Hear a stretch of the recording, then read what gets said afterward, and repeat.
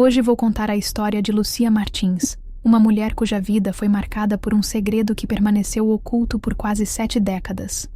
Antes de começarmos esta jornada emocionante, quero convidar você a se inscrever no canal para não perder histórias incríveis como esta, que nos fazem refletir sobre família, identidade e o verdadeiro significado de pertencimento. O céu de Belo Horizonte estava carregado naquela tarde de domingo. Lúcia, aos 68 anos, sentada na varanda de sua casa simples no bairro Santa Efigênia, observava as nuvens cinzentas se formarem enquanto aguardava a visita de sua filha Mariana. As mãos enrugadas, marcadas por décadas de trabalho árduo, seguravam com força um envelope amarelado que havia chegado pelo correio 3 dias antes. "Mãe, cheguei!" A voz de Mariana ecoou pela casa, interrompendo os pensamentos de Lúcia. "Estou aqui na varanda, minha filha", respondeu com a voz trêmula. Mariana, uma mulher de 45 anos com os mesmos olhos castanhos da mãe, percebeu imediatamente que algo estava errado. "O que aconteceu?" "A senhora está pálida." Lúcia respirou fundo, as mãos tremendo levemente enquanto entregava o envelope à filha. Abriu uma caixa velha que estava no sótão, daquelas que pertenciam à sua avó Conceição. "Encontrei documentos. E depois recebi isso pelo correio." Mariana abriu o envelope com cuidado e começou a ler o conteúdo. Seus olhos se arregalaram gradualmente. O silêncio entre elas se tornou quase palpável, quebrado apenas pelo som distante de trovões. "Mãe, isso é..." Mariana não conseguiu completar a frase. "Sim", Lúcia confirmou, uma lágrima solitária escorrendo por sua face enrugada. "Descobri que fui adotada. Aos 68 anos descobri que aqueles que sempre chamei de pais não eram meus pais biológicos." A chuva começou a cair. Primeiro em gotas esparsas, depois em um aguaceiro constante, como se o céu compartilhasse das emoções de Lúcia. Ali, naquela varanda simples, uma mulher que viveu quase 7 décadas acreditando conhecer suas origens, enfrentava a verdade que virou seu mundo de cabeça para baixo. "Sempre me senti diferente", sussurrou Lúcia, olhando para além da chuva, para um passado que agora parecia pertencer a outra pessoa. "Sempre houve algo dentro de mim que não se encaixava, como se uma parte da minha história estivesse faltando." Mariana segurou as mãos da mãe, unindo 3 gerações naquele toque. O passado desconhecido de Lúcia, seu presente perturbado e o futuro incerto que se abria diante delas. "E agora, mãe? O que a senhora pretende fazer?" Lúcia olhou para a filha, seus olhos refletindo uma determinação que Mariana conhecia bem, a mesma determinação que havia sustentado Lúcia através de décadas de dificuldades. "Vou encontrar minhas raízes, filha. Preciso saber quem eu realmente sou." Lúcia Martins nasceu em 1955, ou pelo menos era o que constava em sua certidão de nascimento. Filha de Antônio e Conceição Martins, cresceu em uma pequena propriedade rural nos arredores de Ouro Preto, Minas Gerais. A casa de pau a pique com telhado de sapê ficava no alto de uma colina, de onde se podia ver o nascer do sol por trás das montanhas que cercavam a região. Desde muito pequena, Lúcia ajudava na roça. Suas mãozinhas delicadas, que com o tempo se tornariam calejadas, colhiam feijão e milho sob o sol escaldante do interior mineiro. Aos 7 anos, já sabia distinguir o momento certo para a colheita apenas pelo toque e pela cor dos grãos. "Acorda, menina. O sol já está alto e tem muito serviço esperando", dizia Conceição todas as manhãs, enquanto preparava o café no fogão a lenha. Lúcia se levantava ainda sonolenta, vestia seu vestido de chita remendado e calçava as sandálias de couro que seu pai havia feito. O cheiro de café recém-coado e broa de fubá preenchia a casa simples. "Bom dia, mãe", respondia Lúcia, sentando-se à mesa de madeira rústica. Antônio, um homem de poucas palavras e muitos calos nas mãos, já estava na porta, chapéu de palha na cabeça, pronto para mais um dia de trabalho. "Vamos, Lúcia. Hoje vamos plantar mandioca na encosta." A menina seguia o pai, carregando uma pequena enxada, instrumento que parecia desproporcional para seu corpo franzino. Enquanto caminhavam pela trilha de terra vermelha, Lúcia observava as borboletas azuis que dançavam entre as flores do campo e sonhava com uma vida diferente. Na escola rural, uma sala única onde crianças de diferentes idades aprendiam juntas, Lúcia se destacava. Aprendeu a ler mais rápido que os outros, devorava os poucos livros disponíveis e fascinava-se com as histórias que a professora Dona Eulália contava sobre lugares distantes. Esta menina tem algo especial, comentava Dona Eulália com Conceição durante as reuniões escolares. Ela deveria continuar os estudos na cidade. Conceição apenas balançava a cabeça negativamente. Não temos condições, professora. E precisamos dela na roça. Nainu, foi nessas conversas que Lucia ouvia escondida atrás da porta, que começou a sentir que havia algo diferente sobre ela. Não era apenas seu amor pelos livros que a distinguia das outras crianças da região. Havia algo mais profundo, uma sensação de não pertencimento que a acompanhava mesmo nos momentos mais familiares. "Por que sou tão diferente, mãe?" perguntou certa vez, enquanto ajudava Conceição a debulhar milho. Conceição parou por um momento. Olhou para a filha com uma expressão que Lucia não conseguiu decifrar, algo entre amor e culpa, e respondeu: "Cada pessoa é única, minha filha. Deus fez você especial do seu jeito." Mas essa resposta nunca satisfez Lucia. Observava seu reflexo nas águas do córrego que cortava a propriedade e notava que seus traços eram diferentes dos de seus pais. Enquanto Antônio e Conceição tinham a pele morena queimada pelo sol, cabelos negros e olhos escuros, Lucia tinha a pele mais clara, cabelos castanhos com reflexos avermelhados e olhos de um castanho-mel que pareciam mudar de cor conforme a luz. "Puxou a família da minha avó", explicava Conceição quando alguém comentava sobre a diferença. E assim Lúcia cresceu, entre o trabalho na roça e os sonhos alimentados pelos poucos livros que conseguia, carregando dentro de si uma pergunta que permaneceria sem resposta por décadas: quem ela realmente era? Aos 16 anos, Lucia já não era mais a menina franzina que carregava a enxada pequena. Havia se transformado em uma jovem de beleza simples e marcante, com seus cabelos castanho avermelhados sempre presos em uma trança, e os olhos cor-de-mel que refletiam uma inteligência viva e curiosa. Foi nessa idade que o primeiro grande indício sobre sua verdadeira origem surgiu, embora na época ela não tenha percebido sua importância. Durante uma festa de São João na comunidade, Dona Zulmira, uma senhora idosa que raramente saía de casa, aproximou-se de Lucia enquanto ela servia quentão aos convidados. "Menina", disse a anciã com voz trêmula, segurando o braço de Lucia com força surpreendente. "Você é a cara da Clarice. Os mesmos olhos, o mesmo jeito de inclinar a cabeça quando está pensativa." Lucia ficou paralisada, a concha de quentão suspensa no ar. "Quem é Clarice?" Dona Zulmira. Antes que a senhora pudesse responder, Conceição apareceu como um vendaval, puxando Lucia para longe. "Não ligue para o que ela diz, filha. Dona Zulmira já está muito idosa, confunde as pessoas." Mas o incidente plantou uma semente de dúvida que cresceria silenciosamente nos anos seguintes. Quem seria Clarice? Por que sua mãe havia reagido de forma tão abrupta? Aos 18 anos, contrariando os desejos de seus pais que queriam vê-la casada com algum rapaz da região, Lucia conseguiu um emprego como balconista em uma loja de tecidos em Ouro Preto. A cidade histórica, com suas igrejas barrocas e ruas de pedra, abriu um novo mundo para a jovem criada na roça. "Você tem certeza disso, filha?" perguntou Antônio, preocupado, na manhã em que Lucia partiu com uma pequena mala de papelão contendo suas poucas roupas. "Tenho, pai. Preciso construir meu próprio caminho." O que Lucia não disse foi que precisava também encontrar respostas para as perguntas que a atormentavam. Na cidade, hospedou-se na casa de Dona Inês, uma viúva que alugava quartos para moças do interior que vinham trabalhar em Ouro Preto. Na loja de tecidos Belas Tramas, Lucia conheceu Carlos, um jovem estudante de engenharia da Escola de Minas.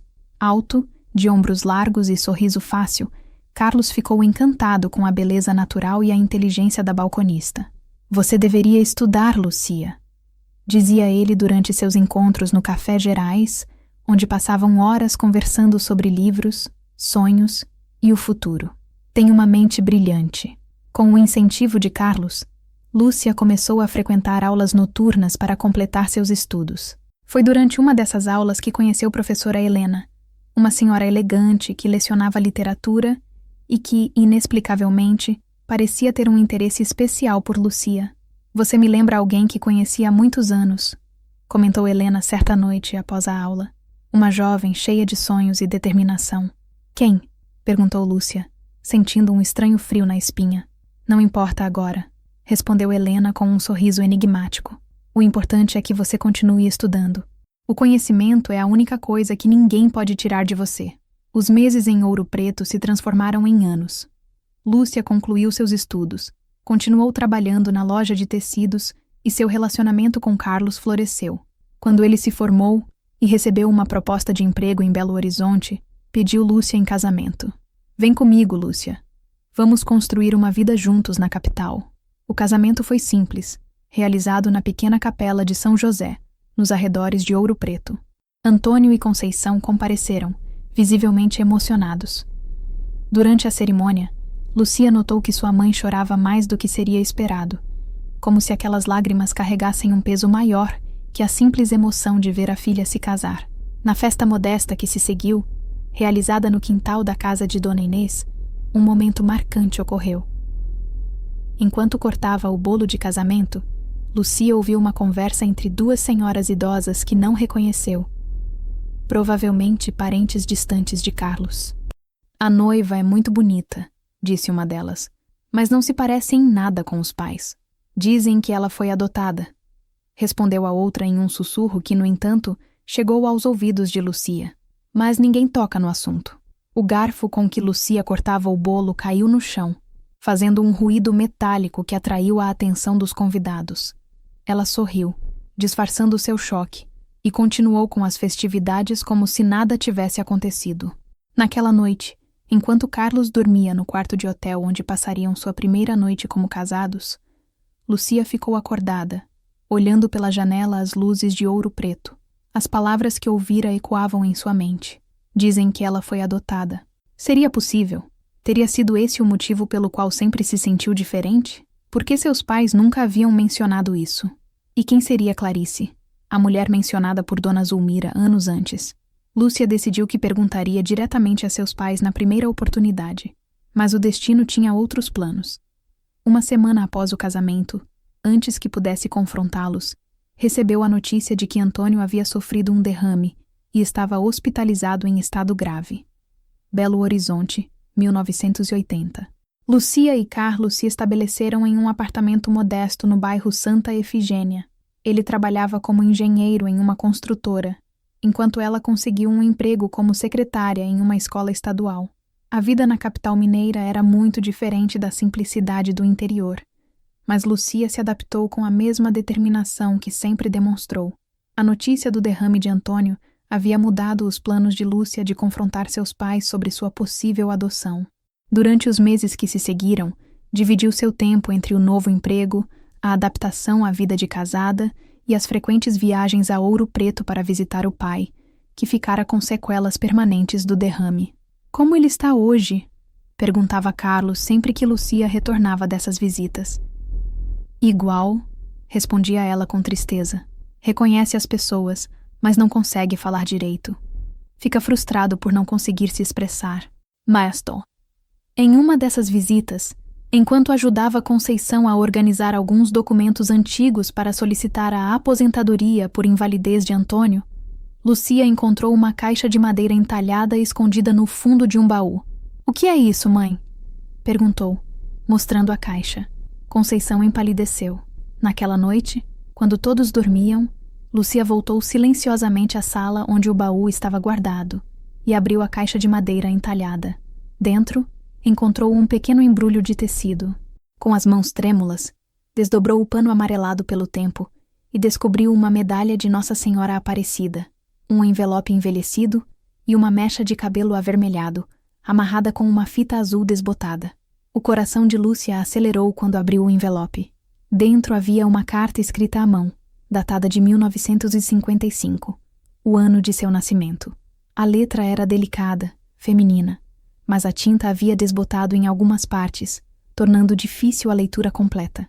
"Querida Conceição", começava a carta, "confio a você o que tenho de mais precioso neste mundo. Cuide dela como se fosse sua. Um dia, quando for o momento certo, conte-lhe sobre mim. Diga-lhe que não a abandonei por falta de amor, mas por excesso dele, que meu coração sempre estará com ela, mesmo que não possamos estar juntas. Sua amiga para sempre. Clarice." Lúcia sentiu como se o chão desaparecesse sob seus pés. Clarice. O mesmo nome mencionado por Dona Zulmira anos antes. Seria esta mulher sua verdadeira mãe? As lágrimas começaram a escorrer por seu rosto, enquanto segurava a medalha e a mecha de cabelo. Um cabelo da mesma cor que o seu. O rangido do assoalho a sobressaltou. Conceição estava parada na porta, observando-a com uma expressão que misturava tristeza e resignação. Eu sabia que este dia chegaria, disse a senhora, sentando-se pesadamente na cadeira mais próxima. Só não esperava que fosse assim. Por que nunca me contou? Perguntou Lucia, a voz embargada pela emoção. Conceição suspirou profundamente. No começo, era para proteger você e Clarice. Depois ficou cada vez mais difícil encontrar o momento certo. Naquela noite, Conceição finalmente contou a história que havia guardado por tanto tempo. Clarice era sua prima de segundo grau, uma jovem professora que se apaixonou por um homem casado de família influente em Belo Horizonte. Quando engravidou, foi forçada a deixar a cidade para evitar um escândalo. Veio para o interior, onde Conceição e Antônio, que não podiam ter filhos, concordaram em criar a criança como sua.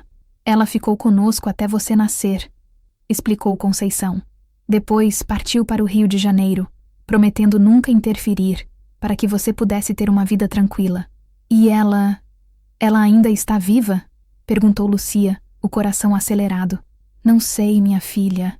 Recebemos algumas cartas nos primeiros anos, mas depois perdemos contato. A última notícia que tivemos foi há mais de 15 anos, quando soubemos que ela havia se casado. Lucia retornou a Belo Horizonte carregando não apenas a medalha de Nossa Senhora e a mecha de cabelo, mas também o peso de uma identidade fragmentada. Decidiu não contar imediatamente a Carlos sobre sua descoberta. Precisava primeiro processar tudo aquilo, entender quem realmente era.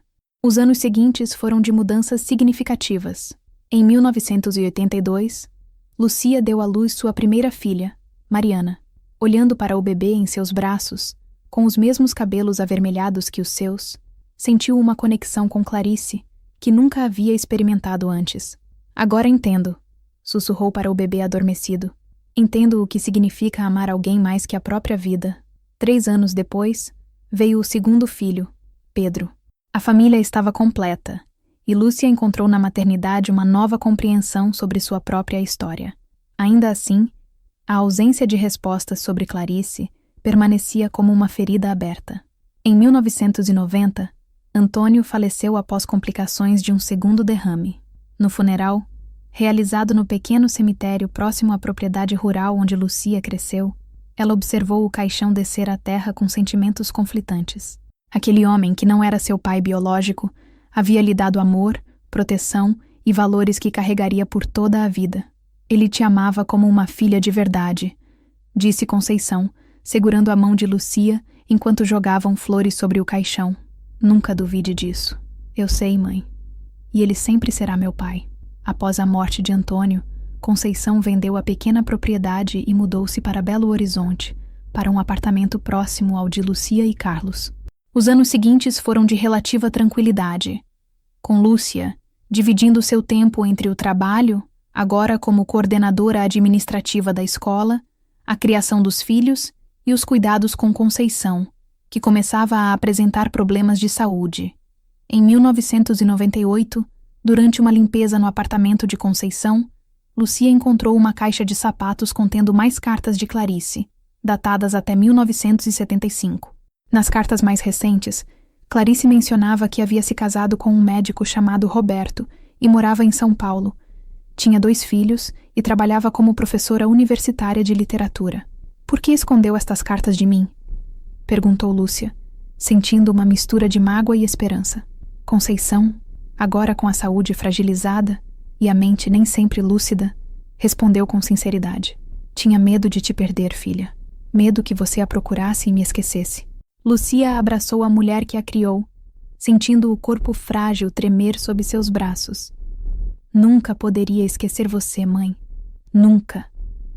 Mas o destino novamente adiou os planos de Lucia de buscar suas origens.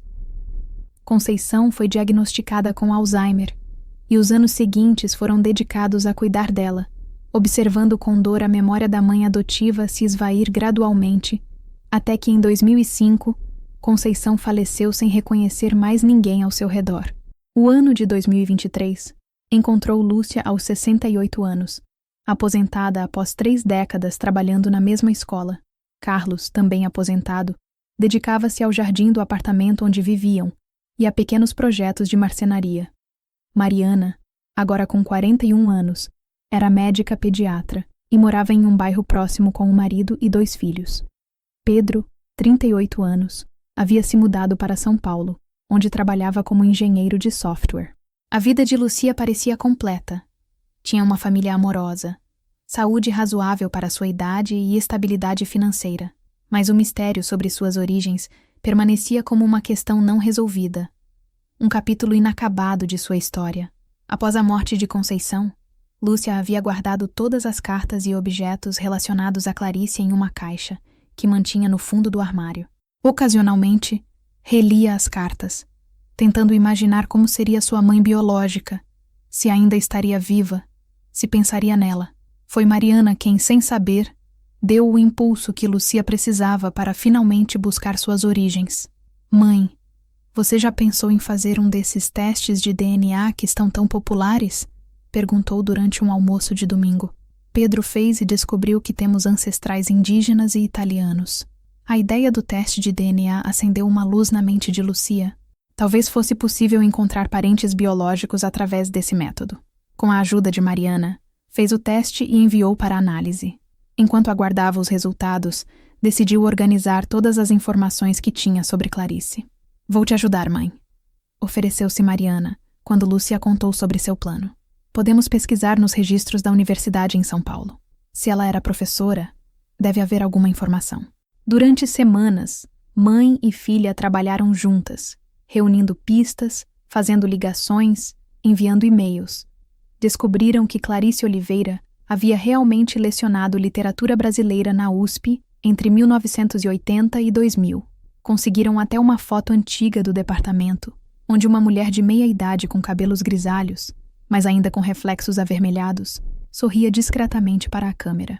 Lucia passou horas olhando para aquela foto, buscando semelhanças, tentando encontrar a si mesma nos traços daquela desconhecida que, no entanto, lhe era tão intimamente ligada. É ela, tenho certeza, disse a Mariana, mostrando a foto. Olhe o formato dos olhos, o sorriso. É como olhar para mim mesma em 20 anos. Através de contatos na universidade, descobriram que Clarice havia se aposentado em 2000 e, segundo informações não confirmadas, mudado para uma cidade do interior de São Paulo. O marido, Roberto, havia falecido alguns anos antes. Foi nesse momento que chegaram os resultados do teste de DNA. Além da confirmação de suas origens étnicas, predominantemente portuguesa e indígena, com traços africanos e italianos, o teste revelou algo surpreendente. Lucia tinha uma meia-irmã no banco de dados da empresa, alguém que compartilhava aproximadamente 25% de seu DNA. Isso significa que é provavelmente uma meia-irmã ou uma tia, explicou Mariana, que havia pesquisado extensivamente sobre o assunto. O nome da pessoa não era revelado por questões de privacidade, mas havia a opção de enviar uma mensagem através da plataforma. Com o coração acelerado, Lucia escreveu: Olá, meu nome é Lucia Martins. Nasci em 1955 em Ouro Preto, Minas Gerais, e recentemente descobri que fui adotada. Minha mãe biológica se chamava Clarice Oliveira. Estou buscando informações sobre minhas origens e ficaria muito grata por qualquer ajuda. 3 dias depois, chegou a resposta que mudaria tudo. Querida Lúcia, meu nome é Sofia Oliveira. Clarice era minha mãe. O que significa que você é minha irmã mais velha. Tenho esperado por este momento há muito tempo. A mensagem incluía um número de telefone. Com as mãos trêmulas, Lúcia discou, ouvindo o coração bater nos ouvidos enquanto aguardava. Alô? A voz do outro lado da linha era suave, com um leve sotaque paulistano. Sofia? Aqui é Lucia. O silêncio momentâneo foi seguido por um soluço contido. Minha irmã, finalmente. Durante quase 2 horas, as duas conversaram, compartilhando histórias, preenchendo lacunas de décadas de separação. Sofia, nascida em 1965, 10 anos após Lúcia, contou que Clarice sempre falava de uma filha das estrelas, que um dia voltaria para sua vida. Ela nunca te esqueceu, Lúcia. Tinha uma caixa com suas fotos, enviadas por Conceição nos primeiros anos, e uma mecha do seu cabelo de bebê. Nos aniversários, Acendia uma vela e ficava olhando para o céu. Ela ainda está viva? Perguntou Lúcia, mal conseguindo respirar. Houve uma pausa do outro lado da linha. Sim, mora comigo em Campinas. Tem 88 anos e está lúcida, embora fisicamente frágil. Sofreu um AVC há 5 anos, mas se recuperou bem. Ela sabe sobre mim? Sobre este contato? Ainda não contei. Queria ter certeza primeiro. E também preparar o terreno. Será uma emoção muito forte para ela. Combinaram um encontro para o mês seguinte. Sofia viria a Belo Horizonte com o marido, sem Clarice, para que pudessem se conhecer primeiro e planejar como seria o encontro entre mãe e filha. Quando desligou o telefone, Lúcia sentou-se na varanda de seu apartamento, olhando para o céu estrelado de Belo Horizonte. Tinha uma irmã. E sua mãe biológica, a mulher que por tanto tempo existiu apenas em fragmentos de cartas e em uma mecha de cabelo, estava viva e a lembrava. Naquela noite, pela primeira vez em muitos anos, Lúcia chorou até adormecer, não de tristeza ou mágoa, mas de uma emoção tão profunda que não cabia em palavras. O mês que se seguiu à conversa com Sofia passou em um turbilhão de emoções para Lúcia. Contou a Carlos toda a história, mostrando-lhe as cartas e a foto de Clarice que havia conseguido.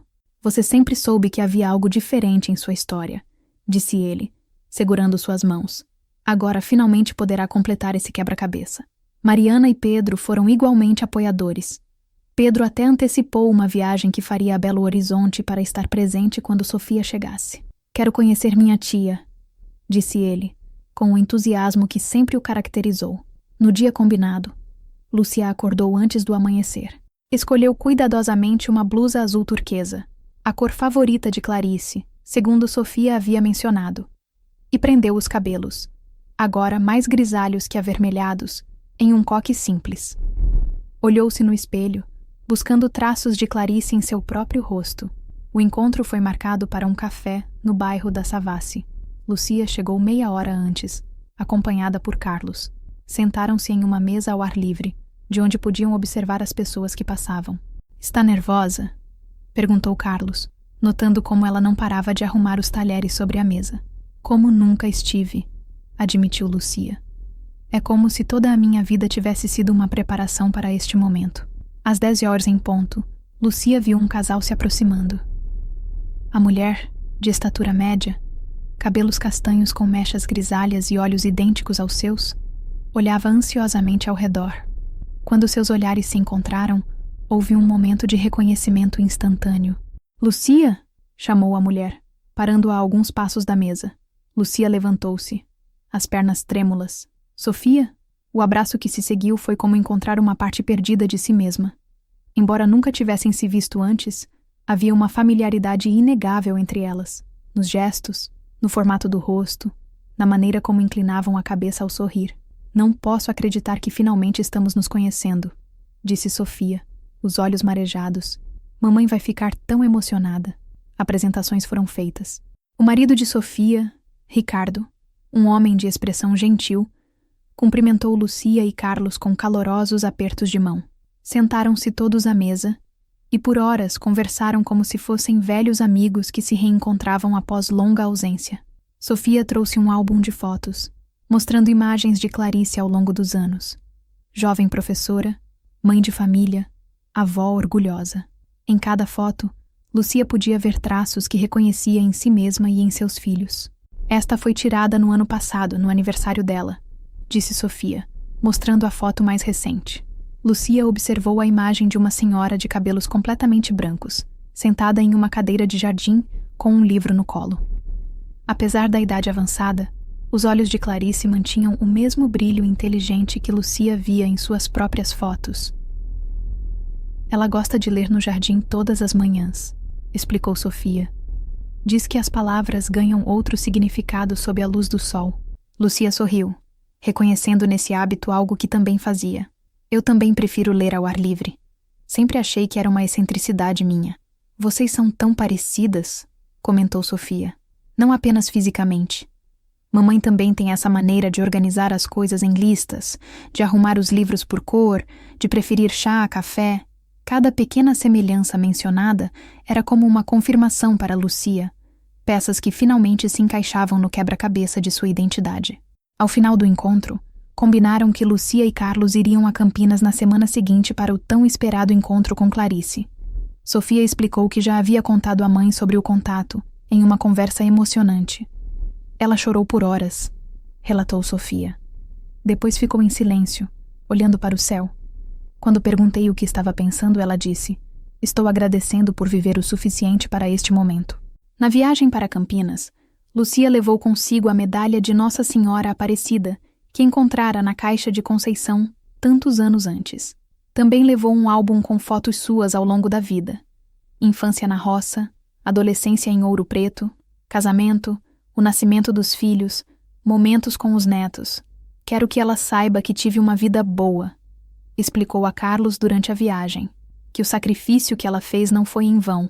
A casa de Sofia em Campinas era uma construção ampla e arejada, com um belo jardim nos fundos. Foi lá, sob a sombra de uma jabuticabeira carregada de frutos, que Clarice aguardava, sentada em uma cadeira de vime. Quando Lucia e Carlos chegaram, Sofia os conduziu até o jardim. Ao ver a filha que não encontrava há 68 anos, Clarice levantou-se lentamente, apoiando-se em uma bengala. "Lucia", disse ela, a voz trêmula, mas firme. "Minha filha." O tempo pareceu suspender-se naquele momento. Lucia caminhou até a mãe biológica, observando cada detalhe daquela senhora que, apesar da idade avançada, mantinha uma postura digna e olhos vivos que refletiam os seus próprios. "Mamãe", respondeu Lucia, usando pela primeira vez esta palavra para se dirigir a Clarice. O abraço que se seguiu continha décadas de ausência, de perguntas não respondidas, de momentos não compartilhados, mas também trazia perdão, compreensão e um amor que havia sobrevivido à separação e ao tempo. Sentaram-se lado a lado, mãos entrelaçadas, enquanto Clarice contava sua história completa. Como jovem professora, apaixonou-se por um homem casado de família influente. Quando engravidou, foi pressionada a deixar a cidade para evitar um escândalo que arruinaria não apenas sua reputação, mas também sua carreira. Conceição era minha prima, mas mais que isso, era minha amiga de infância, explicou Clarice. Quando soube da minha situação, foi ela quem ofereceu ajuda. Ela e Antônio não podiam ter filhos e me prometeram criar você como deles. Foi a decisão mais difícil da minha vida, continuou, a voz embargada pela emoção. Mas na época, uma mãe solteira enfrentava preconceitos terríveis, especialmente uma professora. Não poderia te dar a vida estável que merecia. Clarice contou como se mudou para o Rio de Janeiro após o nascimento de Lúcia, onde trabalhou como professora particular por alguns anos. Eventualmente, conheceu Roberto, um médico viúvo que a aceitou com seu passado e a incentivou a retomar sua carreira acadêmica. Casaram-se e tiveram Sofia. Mais tarde, mudaram-se para São Paulo, onde Clarice finalmente realizou seu sonho de lecionar na universidade. Durante todos esses anos, mantive contato com Conceição.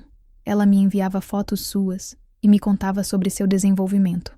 Quando você tinha cerca de 15 anos, pedi para conhecê-la, mas Conceição achou melhor esperar. Depois, quando você se casou, pensei que seria injusto aparecer e perturbar sua vida já estabelecida. Lúcia mostrou a Clarice a medalha de Nossa Senhora que havia guardado por tantos anos. "Você a reconhece?" perguntou. Clarice pegou a medalha com mãos trêmulas. "Foi minha avó quem me deu. Coloquei no seu berço no dia em que nasceu, para que sempre a protegesse." Passaram o dia inteiro conversando, compartilhando histórias, preenchendo as lacunas de quase 7 décadas separadas. Lucia mostrou o álbum de fotos que havia trazido, e Clarice tocava cada imagem como se pudesse, através daquele gesto, recuperar um pouco do tempo perdido. "Você teve uma vida boa", disse Clarice, olhando para as fotos de Lúcia com seus filhos e netos. "Isso me traz paz." "Tive", confirmou Lúcia. "Conceição e Antônio foram pais maravilhosos, mas sempre senti que faltava algo, uma peça do quebra-cabeça. Agora entendo o que era." Ao final do dia, quando se despediram com a promessa de muitos outros encontros, Clarice segurou o rosto de Lucia entre suas mãos enrugadas. "Por tantos anos, olhei para as estrelas imaginando onde você estaria, o que estaria fazendo. Agora posso finalmente olhar nos seus olhos e ver que parte de mim continuou vivendo através de você." Nos meses que se seguiram, Lucia e Clarice construíram uma relação que, embora tardia, trouxe uma completude que ambas haviam buscado por toda a vida. Lucia visitava Campinas frequentemente, às vezes acompanhada por Mariana e seus netos, que rapidamente desenvolveram um carinho especial pela bisavó recém-descoberta. Em uma dessas visitas, Clarice entregou a Lúcia um pacote embrulhado em papel de seda. "Escrevi isto para você ao longo dos anos", explicou, sempre com a esperança de que um dia pudesse entregá-lo pessoalmente. Dentro do pacote havia um diário, onde Clarice havia registrado pensamentos, sentimentos e momentos importantes que gostaria de ter compartilhado com a filha. A primeira entrada datava do dia do nascimento de Lúcia. A última, do dia em que Sofia ligou contando sobre o contato através do teste de DNA.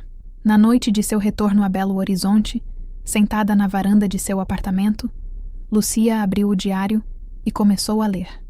As palavras de Clarice, escritas com amor ao longo de décadas, preenchiam as últimas lacunas de sua história. "Minha querida filha", começava a primeira entrada, "hoje você veio ao mundo, trazendo luz e amor. Embora nossos caminhos tenham que se separar por enquanto, saiba que meu coração sempre estará com você. Um dia, quando o tempo for certo, nos encontraremos novamente. Até lá, crescerei em amor para ser digna de você." Lucia fechou os olhos, sentindo uma paz que nunca havia experimentado antes. Aos 68 anos, finalmente conhecia sua história completa. Não era apenas Lucia Martins, filha adotiva de Antônio e Conceição. Era também filha de Clarice, irmã de Sofia, parte de uma história maior que agora podia compreender e aceitar. A descoberta tardia de suas origens não apagava o passado, nem diminuía o amor que sentira por seus pais adotivos. Ao contrário, expandia seu coração para acolher mais amor, mais compreensão, mais gratidão pela jornada que a trouxera até ali. Naquela noite, antes de dormir, Lucia escreveu em seu próprio diário: "Hoje compreendi que nossa identidade não é algo fixo ou determinado apenas por nosso nascimento. É uma tapeçaria complexa, tecida com os fios de nossas experiências, escolhas e relacionamentos. Aos 68 anos, descobri uma nova parte de mim mesma, mas também percebi que sempre fui completa, porque o amor, em suas múltiplas formas, sempre esteve presente em minha vida." Olhando para a medalha de Nossa Senhora Aparecida, que agora mantinha sobre sua mesa de cabeceira, Lúcia sorriu. O círculo estava completo. A menina que sempre se sentira diferente finalmente encontrara seu lugar no mundo, não apenas como filha, mãe e avó, mas como uma mulher que, mesmo tardiamente, havia descoberto a plenitude de sua própria história. Queridos ouvintes, se vocês se emocionaram com a história de Lúcia, não deixem de se inscrever no canal para acompanhar mais narrativas emocionantes como esta.